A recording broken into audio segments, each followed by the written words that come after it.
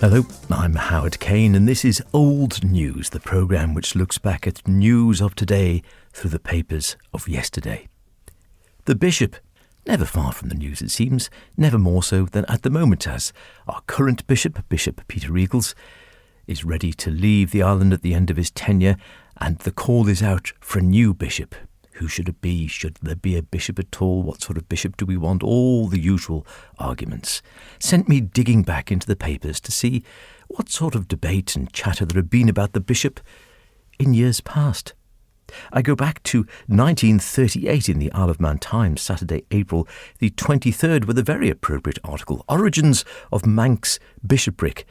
Antiquarian battles recalled, Irish missionaries in St. Patrick's Day, line of Celtic bishops claimed and disclaimed, bishops who long to leave, desolate isle.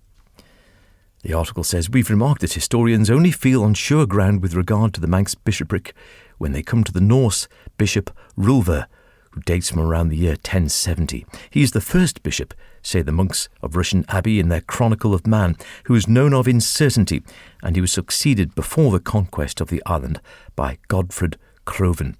Up to 60 or 70 years ago, the historians had no doubt there was a line of Celtic bishops dating from the days of St. Patrick.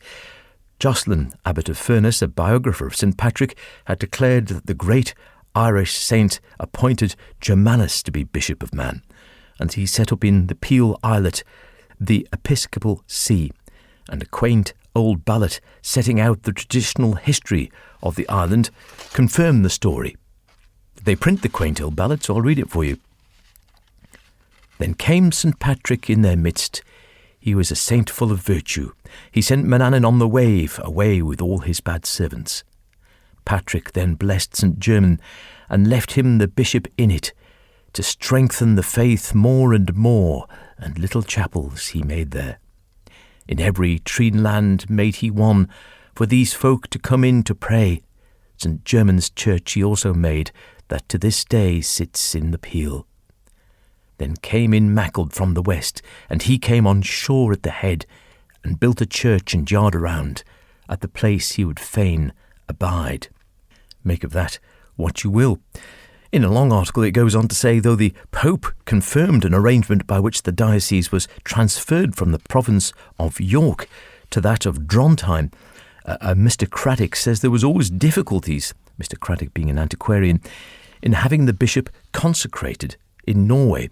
There was a danger of the sea. One bishop, bound for the island, Bishop Lawrence, was drowned on the return voyage.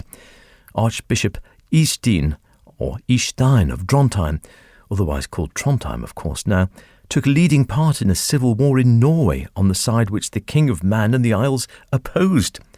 Two of the first bishops were compelled to retire.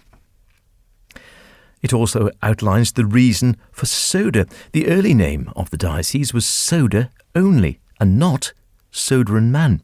The name Soda, or Suda Ija, means in the Norse language the South Isles, that's the Hebrides, as distinct from Norda or Norda Irja, or the North Isles, which were the Orkneys and the Shetlands.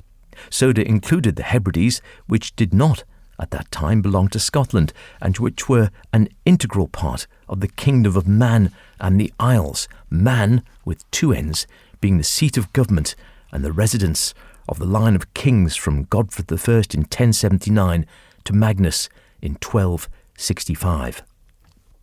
In a subheading we hear of the Scottish and English Wars in 1229, when Bishop Simon founded the Cathedral of St. German. The right of electing the bishop would pass to the cathedral chapter, but in the chapter the monks of Rushen would still be predominant.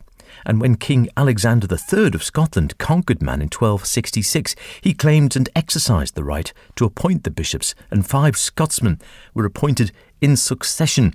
One of them, Mark of Galloway, was one of the guardians of the kingdom after Alexander's death, and was a witness to various important transactions in the controversy over Bruce Balliol and the English overlord. And then we also hear that the island was an exile and a Patmos. The article says, it is sad to record some bishops did not like the island and were very anxious to get out of it. Of such were John Lake and Baptist Levens, who held the see between 1682 and 1693. They wrote letters to the famous Sancroft, Archbishop of Canterbury, asking his aid to better their positions. Sancroft's colleague of York, eloquently recommending Lake for promotion, says, "Your Grace cannot wonder that my brother Soda should be willing to exchange the Isle of Man even for the Scottish border." And later, when a bid for the vacant bishopric of Carlisle had failed, "My poor brother Soda is so weary of Man that I perceive he would be content to go to Bristol." To Bristol apparently he went, and thence to Chichester. He was one of the 7 bishops who were imprisoned in the Tower, with Archbishop Sancroft himself for refusing to sign King James II's declaration of indulgence. If we move on to the Manx Sun, Saturday, June the 5th, 1880, the Bishop and Bishop Wilson is the title of the article, from a contributor. To the editor of the Manx Sun, "Sir, the Lord Bishop, in his recent charge to the insular clergy, was evidently jubilant over his discovery that his great predecessor, Bishop Wilson, was the real founder of the work, that work being the Sunday schools, and that as far as the British dominions are concerned, the institution of Sunday schools belongs to Bishop Wilson. It must have astonished the successor of his great predecessor that the fact is questioned, and that it has already been clearly proved by one of the insular clergy to be anything but a fact." Looking into the life of Bishop Wilson, the article goes on, "Soon after reading the bishop's charge, I was impressed with a few facts which are germane just now to the controversy, which you have promptly admitted into your columns relative to the reprehensible practice of the best-paid insular officials dealing off the island. The minds of laymen are at times much exercised with the difference which exists between preaching and practice. On the Sunday, precepts are enforced in the pulpit which would convert this sordid world into a foretaste of heaven. This one precept carried into universal practice: whosoever ye would that men should do to you, do ye even so to them." Well, I think we all know exactly what that means. Further on, the article goes on to say, "The question which several contributors have raised is this: has the present bishop, who receives the largest salary of any official on the island, a moral right to spend his money for wines and groceries off the island?" This is a topic which rages today, I think. Spending island money on the island or off. "Let Bishop Wilson answer," the article goes on. "The answer is furnished in the following incident. It is related that one day, giving orders to his tailor to make for him a cloak, Bishop Wilson desired that it might be quite plain, and have merely a button and loop to keep it together. 'But, my lord,' said the tailor, 'what would become of the poor button-makers and their families if everyone thought in that way? They would be starved outright.' 'Do you say so, John?' replied the bishop. 'Why then, button it all over, John. There is surely no need of application. The moral is patent to him who runs as well as reads. Let every man of independent means follow the example of the bishop, and send to the stores in London for provisions, and then goodbye to the prosperity and decent maintenance of the families of insular tradesmen. Would Bishop Wilson have so acted? We can imagine the holy ire, not to say horror, which such a practice would have excited in the breast of him whom the bishop designates, and rightly designates, his great predecessor." We move to the Isle of Man Examiner, much more recently, a mere 100-odd years ago, Saturday, April the 6th, 1912, Bishop Thompson's debut, an address by the bishop. But he was somewhat late. It appears there were problems then, as there are now, with transport. Bishop Denton Thompson's first official act after consecration to the episcopate of Sodren Man was accomplished last Monday and took the form of administration of the rite of confirmation to a number of young people in St George's Church in Douglas. The confirmation service had been fixed for Sunday night, and it was also the intention that the new bishop should hold a similar service on Sunday afternoon in St Matthew's Church. But in this case, the bishop proposed and the coal strikers disposed. His lordship left Birmingham on Saturday morning by a train which he had reason for believing would land him at Liverpool in time to catch the mail steamer from that port to Douglas. But the dislocation of railway traffic as a consequence of the coal strike was such that the train the bishop travelled by was so late in arrival at Liverpool that the diocesan of Sodren Man found the steamer had sailed.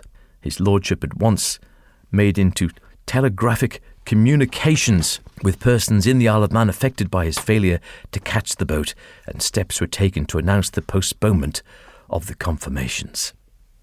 In the Mona's Herald of Tuesday, July the 31st, 1951, no seat in the Lords for the Manx bishop. Manx bishops, we are told, cannot sit in the House of Lords. This decision has been reached by the Lord Chancellor following an application by the Lord Bishop, as senior bishop, for the issue of a writ of summons to the House of Lords on the resignation of the Bishop of Chelmsford. A statement issued on Thursday reads, "The Lord Chancellor has considered the claim of the Bishop of Sodor and Man to the issue of a writ or summons to the House of Lords on the recent vacancy against the Lord Spiritual. The investigation of this claim has involved much research. It has been found to raise two questions, namely, 1, whether the bishop has a claim to a writ independently of statute law, and 2, whether he has any claim under statute law.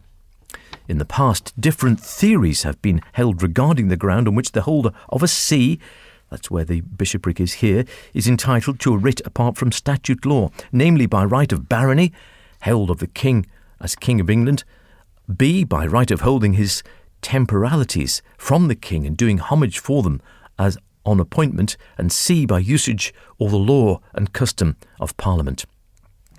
After considering the history of the Isle of Man and of the bishopric, the Lord Chancellor has informed the opinion that the Bishop of Sodor and Man has never entitled and is not now entitled to the issue of a writ on any of these theories. On the question whether the bishop has any claim under statute law, an examination of the statutes has resulted in the Lord Chancellor's decision that the Bishop of Sodor and Man is not the bishop of a see in England and therefore is not entitled to a writ of summons. And finally, a bit more poetry. A bishop's quandary, published in the Manxman of Saturday, June the 25th, 1898. A Bishop's Quandary by Robert Duncan Milne. And it goes thus. The bishop was thirsty, the bishop was tired, the bishop had come in a coach that was hired, his business was urgent, he couldn't delay, but to change his 4 posters and ride on his way. He opened the coffee-room door with a bang, and spoke to the waiter, who came when he rang. Out shuffled the waiter and cried as he ran, "A soda and brandy for Sodor and Man." Now, the bishop, though not quite a teetotal peer, had a horror of spirits, tobacco and beer. It was sherry he ordered, and soon there came in a straw-coloured liquid, cool, limpid and thin. 1, 2, 3 quick gulps, then he choked, and the rest was spilt on the episcopal vestment and vest. It was a very pronounced and easy to scan, a gross odour of brandy on Sodor and Man. "Zounds, death's blood and thunder!" He didn't say that.